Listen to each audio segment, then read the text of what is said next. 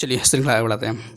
Lord Wellington, कौन? Lord well sir हम अपने नाम के आगे लिखने का है लॉर्ड, लॉर्ड एक्स, मिस्टर नहीं लिखेंगे सर, हम सोच रहे लॉर्ड लिखे क्या आपसे देख रहे हैं मतलब अपने नाम के आगे लोग लगा के पड़े हैं लॉर्ड, लॉर्ड वेलिंगटन। कब की बात है? 1931, 1931 मतलब क्या सर, मतलब इसमें क्या निकालना है? 1931 1936। एक लाइन इंपॉर्टेंट है, ध्यान रखिएगा, वो पता ही आपको, बताने वाली बात है। छोटे बच्चे हैं, नहीं है कोई यहाँ पर, सब एक्सपीरियंस्ड हैं, सब मतलब अनुभवी खिलाड़ी हैं, सबको पता है कि हमारे लिए क्या ज़रूरी क्या नहीं है, फिर भी बताना पड़ जाता है, कुछ होते हैं। चलिए, इसके समय में लंदन में 7 सितंबर से 1 दिसंबर, बड़ा लंबा टाइम है, 7 सितंबर से 1 दिसंबर 1961 द्वितीय गोलमेज सम्मेलन का आयोजन हुआ। द्वितीय गोलमेज सम्मेलन है ना, द्वितीय गोलमेज सम्मेलन का आयोजन हुआ। इस सम्मेलन में कांग्रेस ने भी भाग लिया, याद रखिएगा।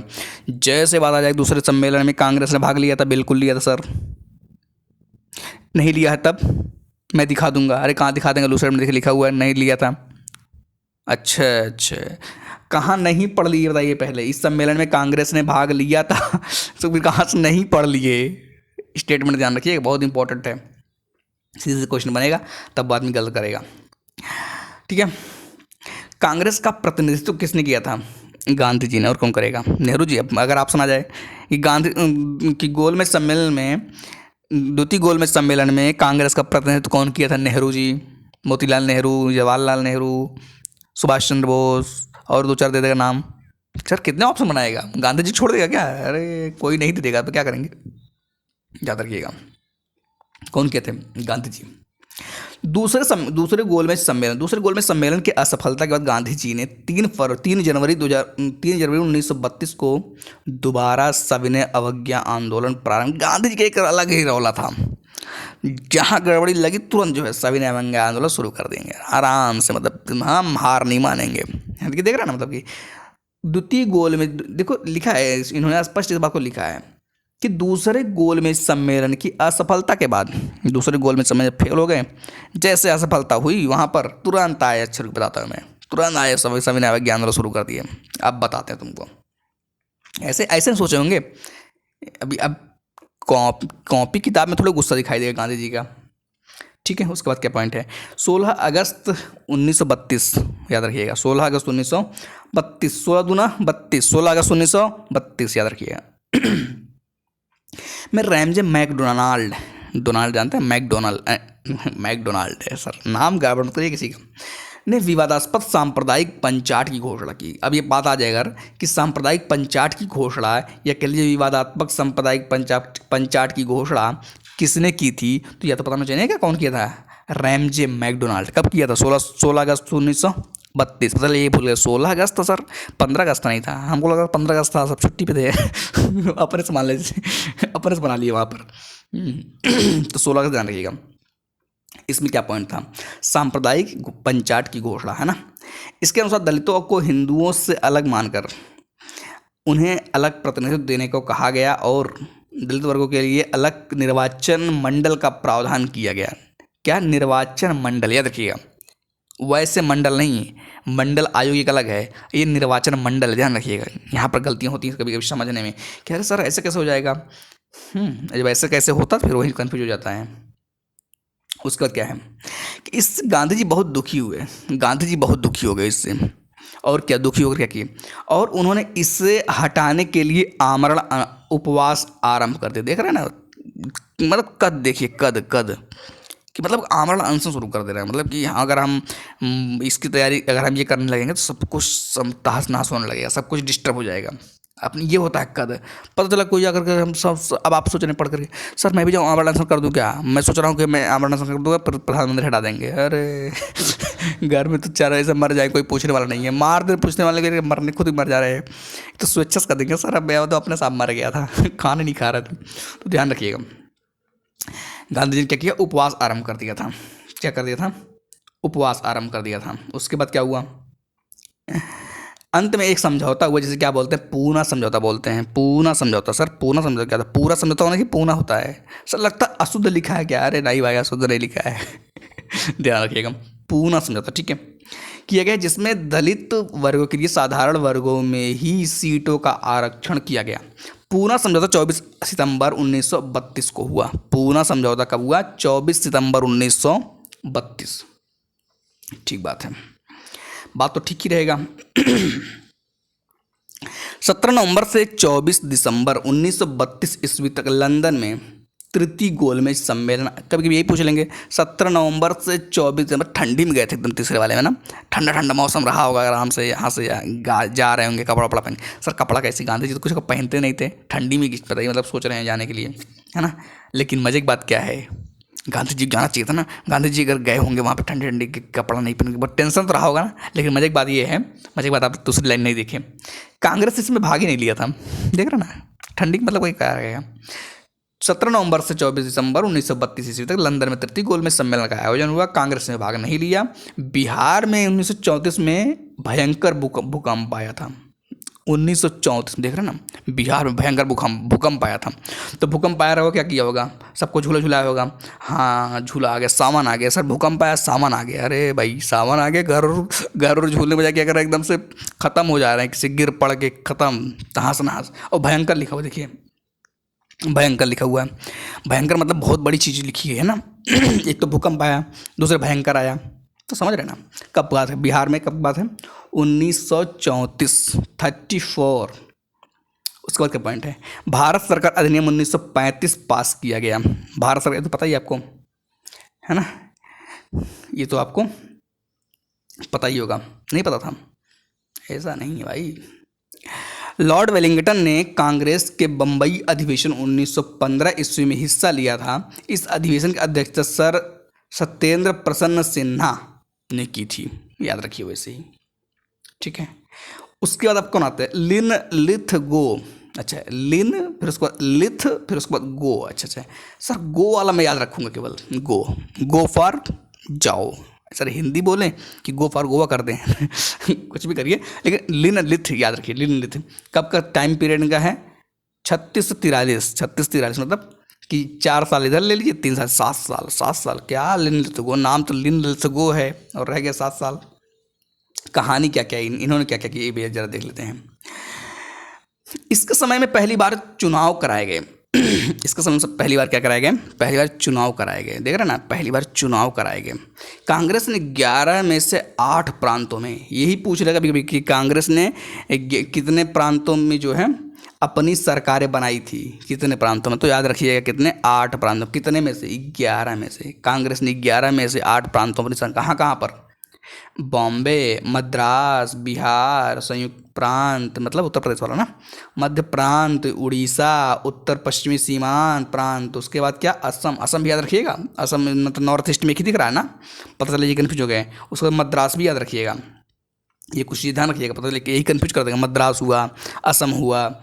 उसके बाद संयुक्त प्रांत, ये तो याद रहेगा, संयुक्त प्रांत है, बिहार है, मध्य प्रदेश, ये सब तो याद ही रहेगा, है ना। सर इतना तेज याद होता मुझे ना, फिर तो हम आज क्या कर रहे होते सर, भगवान ही जानते हैं। भगवान क्यों जानेंगे, आप नहीं जानेंगे कुछ। प्रथम 6 प्रांतों में कांग्रेस को स्पष्ट बहुमत मिली थी, 6 में।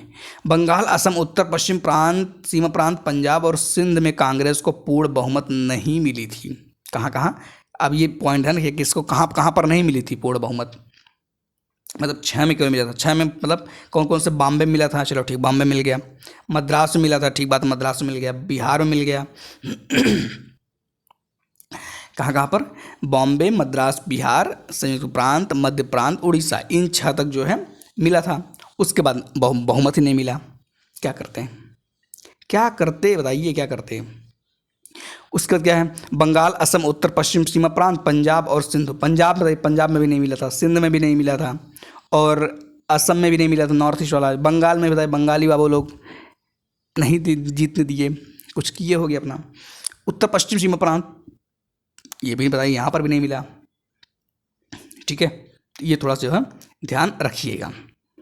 उसका क्या पॉइंट है कि 1 सितंबर 1939 ईस्वी को द्वितीय विश्व युद्ध प्रारंभ हुआ। कब, द्वितीय विश्व युद्ध, सितंबर में। माहौल बदल रहा है, एकदम ठंडी ठंडी मौसम, हल्का हल्का आ रहा है ना। 1 सितंबर 1939 ईस्वी को द्वितीय विश्व युद्ध प्रारंभ हुआ। ब्रिटिश सरकार ने बिना भारतीयों से पूछे भारत को भी युद्ध में झोंक दिया। बताइए, ये तो गलत काम है ना। तो गलत काम है, मतलब किसी को भी झोंक दिया, मतलब कि कोई किसी के यहाँ पर रह रहे हैं, कोई आपके यहाँ का रह रहा है या किसी के यहाँ पर रह रहे हैं, वो तो युद्ध हो गया, आप उसको कह रहे हैं चलो तुम भी लड़ो, वो कह रहे नहीं मैं नहीं लड़ूंगा, नहीं, तुम लड़ो चलो जबरदस्ती लड़ो तुम। तो ये वाले हल कर दिए।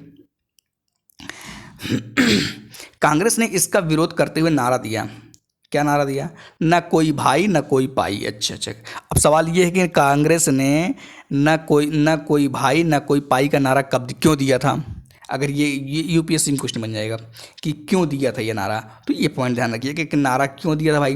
क्योंकि ब्रिटिश सरकार ने बिना भारतीयों से पूछे भारत को भी युद्ध में झोंक दिया था। कब की बात है ये 1939 की बात है। 1 सितंबर 1939 द्वितीय विश्व युद्ध हुआ था, द्वितीय विश्व युद्ध हुआ था, ठीक है ना। ये भी पॉइंट ध्यान रखिएगा, है ना। ये सब बढ़िया क्वेश्चन बनते हैं, इस पे एक आदमी कन्फ्यूज कर देगा उसी में। कौन सा? न कोई भाई न कोई पाई।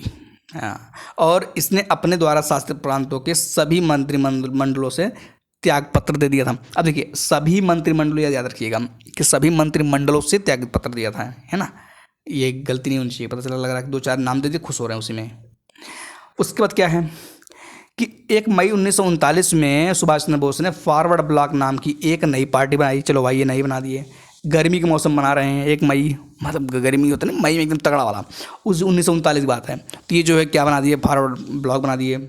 कुछ सोचे होंगे ना, फॉरवर्ड ब्लॉक, है ना। रिवर्स नहीं कर दी सर। उसके बाद क्या पॉइंट है कि मार्च 1940 ईस्वी में क्या हुआ? लीग के लाहौर अधिवेशन में पहली बार 1940, ध्यान रखिएगा, पहली बार पाकिस्तान की मांग की कब की गई थी? मार्च में। देख रहे ना, मतलब सुहावना मौसम होता है, बसंत का मौसम होता है, उस समय बताओ पाकिस्तान की मांग कर दिए। बेचारे कितने लोग नींद उड़ गई होगी, कितने लोग टेंशन हो गए, भगवान क्या होगा, समस्याएं बढ़ गई होंगी, तनाव बढ़ गया होगा। कई चीज़ें होती हैं ना जो लिखी नहीं जा सकती है ना। कई हर चीज़ किताब थोड़ी लिखी जा सकती है, लेकिन ये चीज़ सोची जाती है खुद से। उसके बाद क्या हुआ? इस प्रस्ताव का प्रारूप सिकंदर हयात खान ने बनाया था। अब नाम याद रखिए, सिकंदर हयात खान ने बनाया था और फजलुल हक ने प्रस्तुत किया था। खलीकुज्जमा ने उसका समर्थन किया था। कौन किया था? खलीकुज्जमा, कुज्जमा, याद रखिए, खलीकुज्जमा, ठीक है। उसका क्या पॉइंट है ये देखिए कि 8 अगस्त 1940 ईस्वी को अगस्त प्रस्ताव, ये ध्यान रखिए क्या? अगस्त प्रस्ताव अंग्रेजों के द्वारा लाया गया, ठीक है ना। उसके बाद जो है मार्च 1942 इसमें क्या हुआ? अब देखिए अगस्त प्रस्ताव भी ध्यान रखिए 1940 में, 8 अगस्त 1940 में अगस्त प्रस्ताव आया था। अगस्त में ही अगस्त प्रस्ताव आया था। जब मैचिंग के लिए आएगा तो याद रखिएगा प्रस्ताव है, ये मत बोलिएगा अगस्त पता लगा कि कुछ भी लिखा अगस्त लिखा तो मान गए, नहीं नहीं नहीं नहीं, प्रस्ताव है तभी मिलाइएगा 1940, इसलिए बता रहा हूँ। ऐसे ऐसे क्वेश्चन बहुत हैं, गलत कर देंगे आप। मार्च 1942 में क्रिप्स मिशन भारत आया, मार्च में आया भाई, ये भी 1942 में। क्या करना है भाई 1942 में? करना है कांग्रेस और मुस्लिम लीग दोनों ने क्रिप्स प्रस्ताव को अस्वीकार कर दिया। अगर अब यहाँ से स्टेटमेंट बन जाए, क्या बन जाए कि कांग्रेस ने क्रिप्स प्रस्ताव को स्वीकार किया या अस्वीकार किया, मुस्लिम ने स्वीकार कर लिया। याद रखिएगा दोनों ने अस्वीकार किया है, मुस्लिम लीग ने भी अस्वीकार किया है और कांग्रेस ने भी अस्वीकार किया है। क्या क्या? कि मुस्लिम लीग ने भी अस्वीकार किया है, कांग्रेस ने भी अस्वीकार किया। पंडित जवाहरलाल नेहरू एवं मौलाना आज़ाद, पंडित जवाहरलाल नेहरू एवं मौलाना आज़ाद क्रिप्स मिशन के साथ कांग्रेस के आधिकारिक वार्ताकार थे, ठीक है ना। आधिकारिक वार्ताकार किसके? कांग्रेस के। कौन कौन? एक तो याद रहेंगे, चलो नेहरू जी याद रहेंगे ना, जवाहरलाल नेहरू। मौलाना आज़ाद भूल जाएंगे, तो मौलाना आज़ाद साहब को याद रखिएगा, ठीक है, वहाँ पर गलती नहीं होनी चाहिए। उसके बाद क्या पॉइंट आता है कि 9 अगस्त 1942 को कांग्रेस ने भारत छोड़ो आंदोलन प्रारंभ किया। कब? 9 अगस्त को। देख रहे ना, भारत छोड़ दो भाई तुम लोग। ऐसा लग रहा है ना ऑर्डर दे रहे हैं, ऑर्डर भारत छोड़ो, अरे आंदोलन शुरू हुआ है। उसके बाद क्या पॉइंट आता है कि भारत छोड़ो आंदोलन को अगस्त क्रांति किया। अब देखिए यहाँ पर देख लीजिए, ये है अगस्त क्रांति, ध्यान रखिएगा। ये क्या है? अगस्त क्रांति, और वो क्या था? अगस्त प्रस्ताव था, ठीक है ना, दोनों याद रखिएगा। 1943 ईस्वी में बंगाल में भयानक अकाल पड़ा। देख रहे हैं ना, 1943 ईस्वी में बंगाल में क्या हुआ? भयानक अकाल पड़ा। है ना। यही पॉइंट ध्यान रखिएगा। सोचिए ये सब अकाल वगैरह बड़ी दुर्दशा वाली चीज़ होती है, ये सब आप डिटेल में पढ़ेंगे किताब में, तब लगेगा कि हाँ जो है कि क्या स्थिति रहती होगी, ठीक है ना। थोड़ा सा ये भी जो है ध्यान रखिएगा।